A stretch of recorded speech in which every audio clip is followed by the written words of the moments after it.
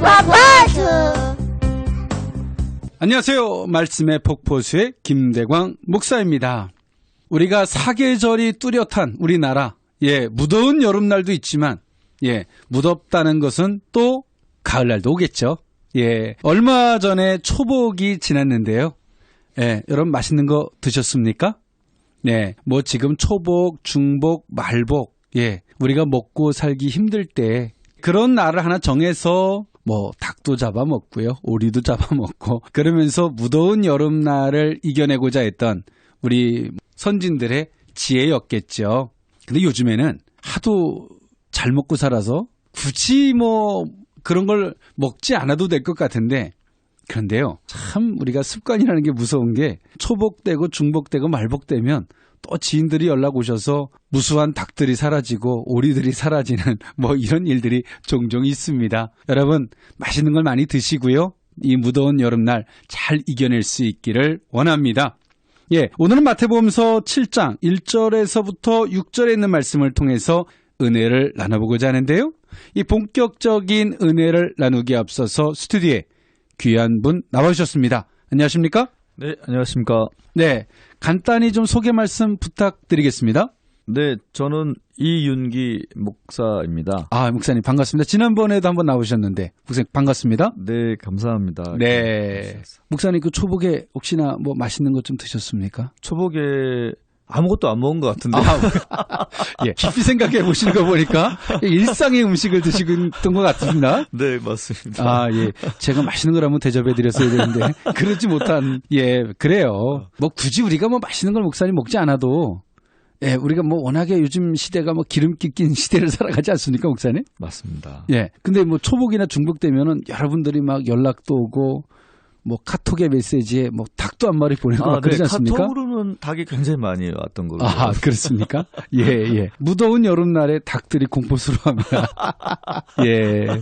맞아요. 뭐 성도들이 뭐 우리가 꼭 그런 걸 먹어서 이겨내는 것도 중요하지만, 우리가 하나님 안에서 성령으로 충만할 때, 목사님, 그죠? 아멘. 뭐 여름 뭐 더위도 뭐 멋지게 이겨낼 수 있지 않을까 싶습니다. 아멘.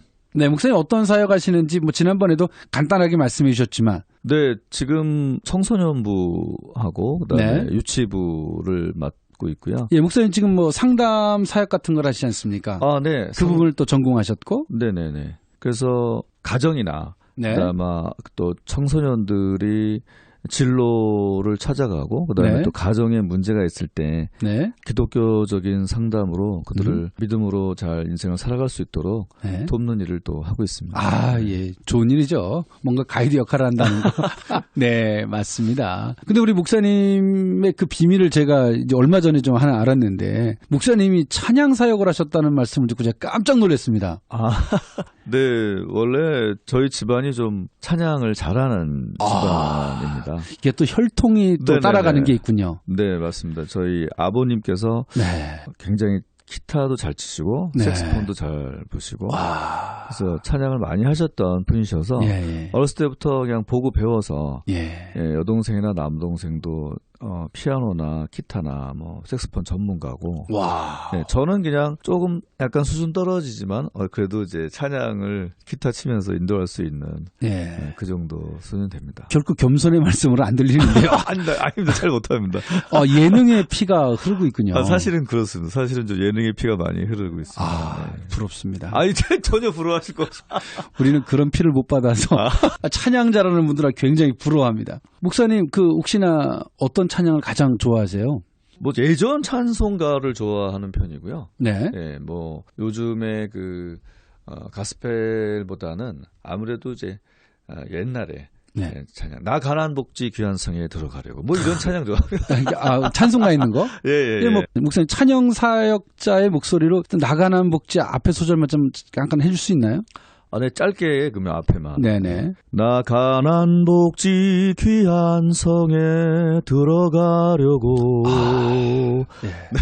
좋습니다. 전혀 도움이 안 되신 거 아니. 모든 걸 멈추고 찬양을 계속 듣고 싶은. 아닙니다. 죄송합니다. 이거 무슨 말씀을요. 참 너무 좋습니다. 우리가 어떤 사역자의 길을 걸어간다는 건, 목사님, 우리 속에서의 그 진통을 이겨내고 또 그래야지만 할 수 있는 거잖아요, 목사님. 네, 맞습니다. 예, 목사님의 목소리나 그 찬양 속에서 그런 것이 묻어나는 것 같아서 좀 더 많은 것들을 좀 들어보고 싶은 그런 생각이 드는데요. 예, 말씀을 좀 나누면서 그 은혜를 좀 더 깊이 한번 나눠보고자 합니다. 예, 마태복음서 7장 1절에서부터 6절에 있는 말씀, 무책임한 형제의 비판에 대해서 금지 명령과 영적 분별력에 대한 교훈을 하고 있는 것이 오늘 본문의 말씀이죠. 예, 마태복음서 5장에서부터 시작된 이 산상수훈은요, 본장에서 마무리가 되는데요. 예수님께서는 다른 사람에 대한 비판에 대해서 금하신 것은요, 성도가 악을 지적하고 불의에 대해 경고하는 것까지 금한 것은 아닙니다. 예, 즉 비판을 위한 비판, 그리고 자신이 마치 심판주, 하나님인 양 다른 사람을 정죄하고 비난하는 태도에 대해서 금하고 있는 거죠. 또 남의 사소한 허물은 끝까지 물고 늘어지면서 막상 자기 자신의 엄청나고 심각한 불의와 죄악은 묵고하는 모순에 대해서 지적하고 있는 것이죠. 실상 우리 역시 죄인이었다가 왕이신 그리스도의 사면하심으로 죄에서 자유하게 된 것을 기억한다면 우리는 그 겸손함으로 또 죄인 땐 우리 주변의 형제 자매들을 위해서 중보해 줄 수 있는, 또 기다려주고 관용해 줄 수 있는 그런 모습들이 우리 모두에게 있어야 할 줄 믿습니다. 아멘. 예, 우리 본문을 잠깐 먼저 좀 봉독해 드리고 그 은혜를 좀 본격적으로 나눠보고자 하는데요. 7장 1절에 비판을 받지 아니하려거든 비판하지 말라. 너희가 비판하는 그 비판으로 너희가 비판을 받을 것이요 너희가 헤아리는 그 헤아림으로 너희가 헤아림을 받을 것이니라. 어찌하여 형제의 눈 속에 있는 티는 보고 내 눈 속에 있는 들보는 깨닫지 못하느냐. 보라, 내 눈 속에 들보가 있는데 어찌하여 형제에게 말하기를 나로 내 눈 속에 있는 티를 빼게 하라 하겠느냐. 외식하는 자여, 먼저 내 눈 속에서 들보를 빼어라. 그 후에야 밝히 보고 형제의 눈 속에서 티를 빼리라. 6절, 거룩한 것을 계획해 주지 말며 너희 진주를 돼지 앞에 던지지 말라. 그들이 그것을 발로 밟고 돌이켜 너희를 찢어 상하게 할까 염려하라 라는 말씀입니다. 아멘. 예, 목사님, 우리가 비판을 하게 되는 것을 우리가 심리학적으로는 어떻게 그걸 표현합니까? 자기 방어 기제로 볼 수 있고요. 그렇죠. 네, 디펜스 메커니즘입니다. 그래서 네. 내가 먼저 좀 존재하고 살아남기 위해서 네. 일단 남을 찌르고 보는 겁니다. 예, 사실 우리 속에 먼저 그 약점도 있고. 네, 맞습니다. 근데 그것을 솔직해지면 사실 비판하진 않잖아요. 맞습니다. 근데 자기 속에 있는 그 약점을 감추려고 하기다 보니까 네, 맞습니다. 억지로 이겨내려고 그러고 그것이 또 반사적으로 누군가에게 비판하고 정죄하는 모습으로 또 나타나요. 맞습니다. 이렇게 복잡한 이해와 생각들이 막 교차하지 않습니까, 목사님? 맞습니다. 자기 속의 죄악과 또 그러지 않으려고 하는 몸부림, 또 그 속에서부터 정반대로 누군가를 비판하는 모습. 그러다 보니까 또 자기는 또 의로운 것 같은 착각들. 또 예수님은 그들을 향해서 회친하는 무덤이다. 그 속에서 냄새 난다라는 표현을 사용하고 있는데 참 우리가 이것에서 벗어나려면 솔직해야 되는데 목사님. 네, 맞습니다. 솔직하면 이 모든 것들이 클리어하게 해결되고 주님을 요청할 때 이 모든 걸 이겨낼 수 있는데 목사님, 왜 사람들은 솔직하려고 하지 않을까요? 네, 사실 저는 그 부분을 저도 솔직하지 못했던 순간들도 있었으니까요. 네. 근데 죄악된 저희 인간의 본성이 에덴에서 추방된 이후로 네. 우리 우리 인간은 하나님하고 본질적으로 가까워질 수 없고 또 그렇죠. 거룩할 수도 없는 아주 악한 본성의 소유가 됐습니다. 그래서 그렇죠. 항상 남 앞에서 좀 더 커 보이려고 하고 네. 또 잘난 척을 해 보여야만 네. 이 땅에서 생존할 수 있다라고 하는 잘못된 학습이 우리에게 이제 있게 되면서 항상 뭐 옷을 입는 것도 그렇고 허세라고 하는 것이 굉장히 우리 안에 많이 깔리게 되었습니다. 나중에 익숙해지죠. 그게. 네네네. 그 익숙해지다 보니까 남 앞에서 내가 저분의 약한 부분을 지적하는 것이 오히려 굉장히 냉철한 지성의 소유자로 오해하게 되는 거죠. 그렇죠. 근데 사실은 비판하는 사람들을 보면 그들 속에 그 취약함들이 있잖아요.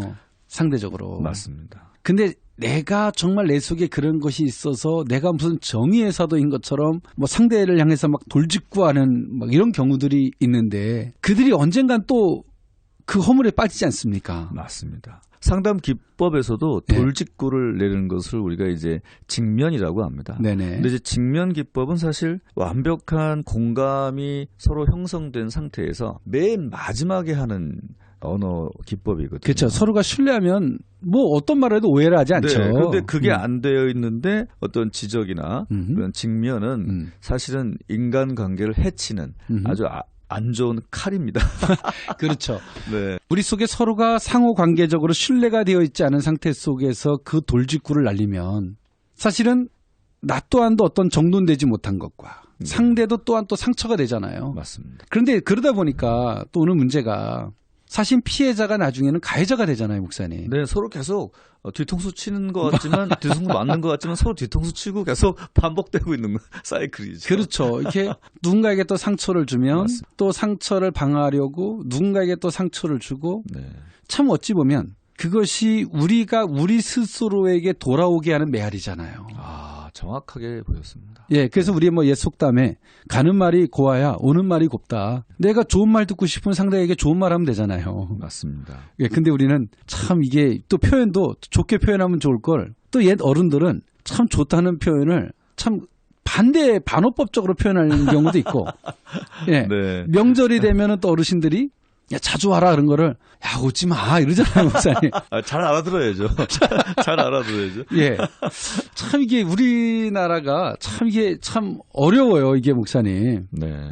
또 몇 번 또 사양하는 게 또 미덕이라 그래서 배고픈데 아, 식사하시겠습니까? 그러면 아, 괜찮습니다.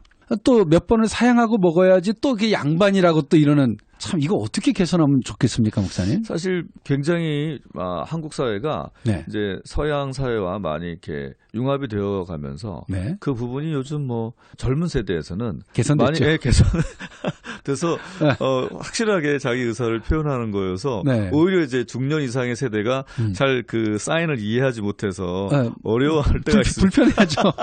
뭐 바로 받아들이니까 네, 바로 그걸 액팅이 일어나기 때문에 어려울 때가 있습니다. 예. 참 이게 개선되어져 가는 과정인 것 같은데. 자, 우리 목사님하고 있다 보니까 성경에 충실하기보다는 이제 인생 상담을 하고 있는 기분이 드는데요. 예, 네. 맞아요, 목사님. 사실은 거기서부터 비판이 나오고 정죄가 나오는 거잖아요. 맞습니다. 근데 우리 속에는 사실 그런 의도가 있는 건 아니잖아요, 목사님. 그렇죠. 깊은 내면에서는 사실 거기까지는 안 가 있는데 우리의 그 에고가 네. 사실 그 계속 살아있기 위해서. 그러니까 이 한국뿐 아니라 전 세계 모든 인류가 네. 이 인간 사회에서 생존하기 위해서 네.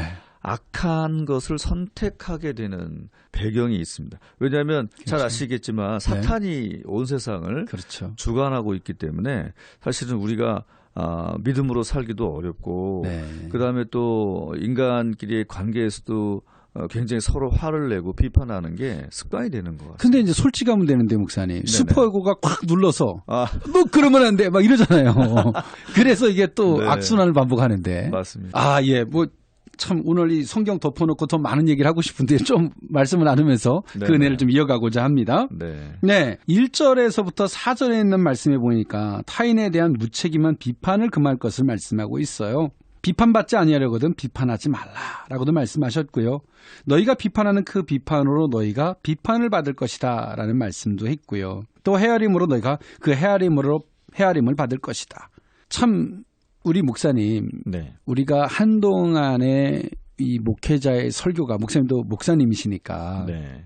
설교의 메시지가 흑백의 논리의 메시지에 많이 치중을 했었잖아요. 맞습니다. 옳고 그름. 근데 하나님의 일에 가심은 옳고 그름이 아니잖아요. 그 주제가 아니잖아요. 맞습니다. 생명을 살리고 살려가시고 세우시는 것이죠. 그렇죠. 네. 우리를 부끄럽게 해서 회개하게 하고 겸손하게 하고. 그런데 부끄러움 자체를 보면 하나님은 안 보이는 거잖아요. 서로가 싸우고 하는 거잖아요. 네. 하나님이 없어요.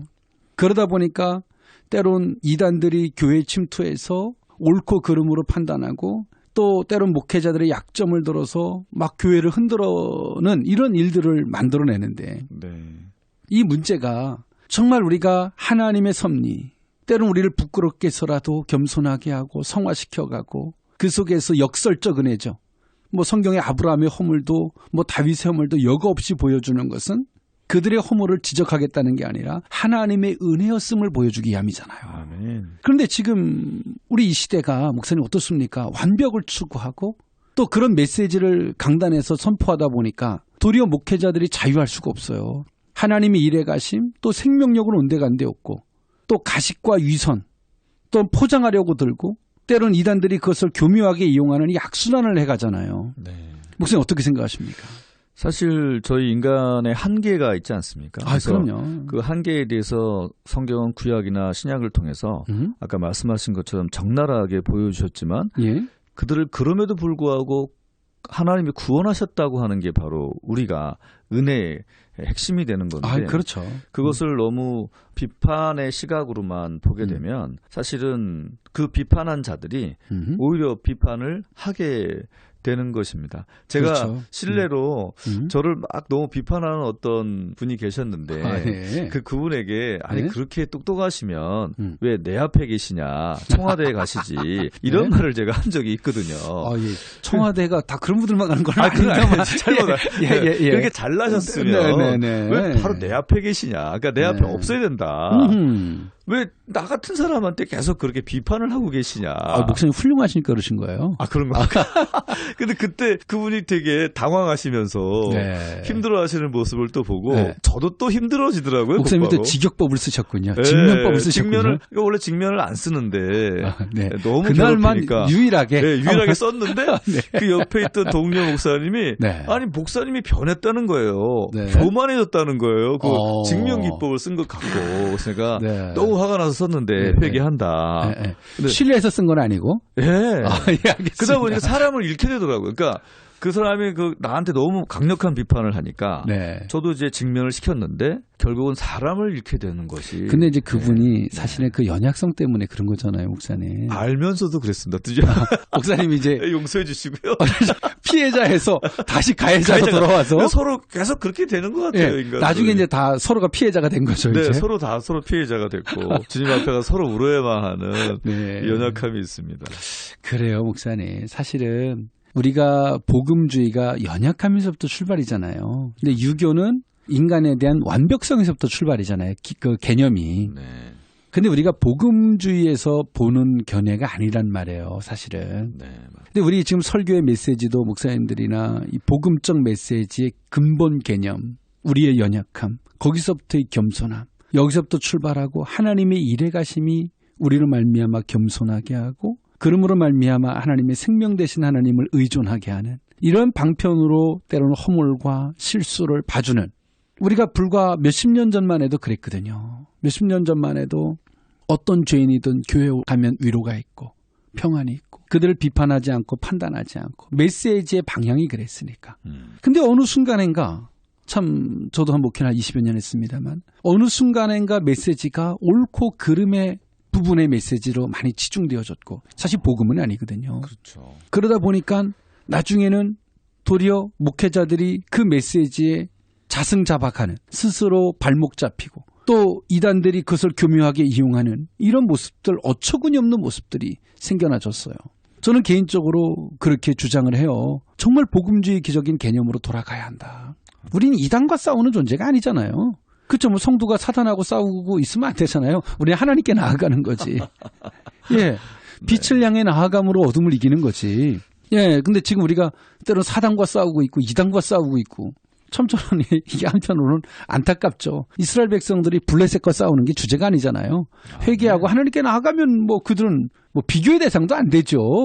그런데 정말 우리가 그 본질적인 요소를 정말 놓치고 있다라는 많은 생각을 하는데요. 그리고 오늘 이 본문은 좀 더 나아가서 그렇게 말씀하세요. 형제의 눈 속에 있는 티를 어찌하여 빼려고 하느냐. 자기 눈 속에 있는 들보는 깨닫지 못하고 이런 말씀을 하는데요. 형제의 눈 속에 있는 티. 여기서의 눈은 단순하게 육체의 눈이 아니라 인격이나 삶을 비유적으로 표현하고 있는 거죠. 예, 헬라어로 카르포스, 가시, 지푸라기, 작은 모래알들을 가리키고 있어요. 근데 이 들보를 보니까요. 헬라어로 도코스인데요.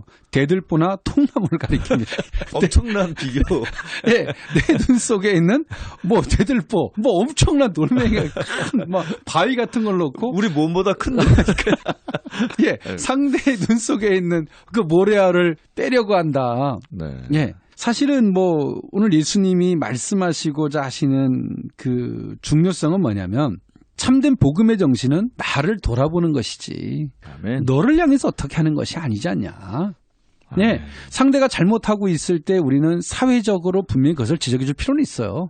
예, 분명히 뭐 잘못된 건 잘못된 거죠. 지금 뭐 우리가 퀘어 축제라든가 뭐 이런 문제, 축제라 문화라고 하는 말을 들어서 아주 교묘하게 이용하는 거죠. 네. 예. 그리고 그들이 뭐 인권을 이야기하지만 사실은 그들에게만 인권이 있습니까? 우리에게는 인권이 없습니까? 저도 인권이 있습니다. 맞습니다. 예, 그들로 말미암아 에이즈가 발생을 하고 많은 사람들의 피해가 있을 수 있는데 그들의 인권만을 주장할 수는 없는 거죠. 보편적 사회적 인권을 무시하는 행동이 될 수 있는 그럼요. 네. 사실은 그러다 보니까 오는 문제가 뭡니까? 피해자의 인권보다는 가해자의 인권을 중시하다 보니까 사회가 도대체 어디로 가는지조차 모르는 말씀으로 다시 돌아오겠습니다. 네, 네. 사실은 우리는 이런 거룩한 고민을 할 필요가 있죠. 아멘. 예. 우리가 뭐 그것이 하나님에게서 틀렸다, 맞았다 이런 논법보다 우리는 좀 더 나아간 그 의식적인 모습들이 필요하다는 거예요. 그러면서 오늘 예수님은 그렇게 말씀을 하세요. 뭐 일단은 너희들이 스스로 돌아보는 삶을 살아야 되고 그러나 분명히 잘못된 부분은 잘못됐다라고 말하되 그러나 감정적으로 대립함으로 비판하는 것은 잘못됐다라고 말하는 것은 옳지 않다. 우리는 율법의 준행자이지 집행자가 아니기 때문이죠. 아멘. 그러면서 마지막 절에 이런 심오한 말씀으로 갈무리하고 있는데요. 거룩한 것을 개에게 주지 말며 너희 아멘. 진주를 돼지 앞에 던지지 말라. 아멘. 예, 그렇게 표현을 쓰고 있어요. 뭐냐면 들을 수 있는 자에게 그런 말을 하라는 거죠, 사실은. 예, 아멘. 듣지 못하는 자에게 그런 말을 한다면 그들이 듣겠느냐. 예, 오늘 7장 6절에 말씀하고 있는 개, 돼지에 대한 표현은요. 도덕적, 영적으로 부정하고 불결한 사람을 상징하는 동물로 유대인들이 이방인을 가리킨 대명사였습니다. 그러나 여기서는 예수님께서 거룩하다 하면서 실제로 거룩하지 않은 유대인들을 향해서 말씀하고 있는 거죠. 예, 그리고 여기서 또 진주는 그런 말씀이에요. 하나님의 나라의 복음을 말씀하고 있는 건데요. 이 진주는 가장 귀한 것인데 가장 귀한 것을 상징하는 팔레스틴들의 특유한 표현법입니다. 그러면서 오늘 예수님 말씀하세요. 두 가지에 대한 문제예요. 직역적 표현과 우회적 표현인데요. 직역적 표현이라고 말한다면 그 교훈도 들을 수 있는 자에게 줘라. 또 그 속에 비유적인 어법은 복음도 들을 수 있는 자에게 줘라. 듣지 못할 자에게 한다면 도리어 그것을 진주로 생각하지 아니하고 진주를 귀한 줄 모르잖아요. 개 돼지는. 그렇습니다. 그걸 밟고 도리어 해할까 두렵다는 거죠. 오늘 우리가 사람의 관계성 속에서 가져야 할 태도, 겸손함, 또 그 죄인된 인생들을 향한 관용과 용납에 대한 태도. 용납 아래서 옳다고 동의하라는 건 아니에요. 우리가 죄인된 은혜를 입었기 때문에 그들 향해서 동일한 심정으로 봐주라는 거죠. 그들을 위해서 기도해 주라는 거예요. 아멘. 그러면서 마지막 갈무리가 그러나 그것을 받을 자에게 줘라. 아멘. 예. 오늘 이 말씀인데요. 목사님, 참 상대의 심령을 살피고 어떤 메시지를 전달한다는 거. 우리가 심리학에서 보면 먼저 살피라 그러잖아요. 뭔가를 던지기보다는. 근데 우리가 때로 조급하잖아요. 목적도 쓰면 살피기보다는 배부른 사람에게 일단 밥 먹어라 그러고 막 자고 일어나는 사람에게 또 자 막 어느 어르신이 어린아이에게 계속 옷 입혀주는 거예요. 네. 왜 그런가 보니까 당신이 추우니까 애한테 계속 옷을 입히는 거예요. 그 출발점이 나에게서. 근데 주님은 우리에게 상대를 살피라는 거예요. 너에게서부터 봐라 시선이. 목사님 좀 그러신 편이십니까? 예전에는 안 그랬었는데요. 아, 네. 이제는 예수 믿고 네. 점점 네. 인생을 살아가면서 네. 자신의 들보가 커 보이고 또 남의 티눈은 안 보여져 가기를 바라면서 그죠? 내 눈 앞에 큰 돌덩이가 있어 상대도 안 보이겠죠. 네. 그래서 네. 그렇게 지금 살아가려고 애쓰고 있습니다. 네, 그래요, 목사님. 오늘 말씀을 들었던 많은 청취자분들이 계시는데 그분들에게 혹시 나누고 싶은 말씀이 있다면 간단히 한번 정리 한번 해주시죠. 청취자 여러분들 정말 사랑하고 축복합니다. 아멘. 네, 복음을 사랑하고 또 복음으로 인생에서 자신의 들보를 명확하게 보고 또 남의 티는 내 들보 때문에 안 보여서 아멘. 서로 사랑의 관계가 점점 되어가시기를 주님의 이름으로 부탁드리겠습니다. 아멘. 맞습니다. 복음은 나를 보는 거지 상대를 보게 하진 않죠. 방송을 청취하신 성도 여러분 대단히 감사하고요. 우리가 정말 지금은 누구하고 싸울 때가 아니라 참된 복음으로 되돌아가야 할 때입니다. 복음 안에서 한 주간도 승리하는 복된 은혜가 있기를 원합니다. 오늘 방송에 함께해 주신 우리 이윤기 목사님 대단히 감사합니다. 감사합니다. 예, 저는 찬양 하나 들으면서 물러가고자 합니다. 어노인팅이 부릅니다. 나 같은 죄인 살리신. 지금까지 말씀의 폭포수의 김대광 목사였습니다. 감사합니다.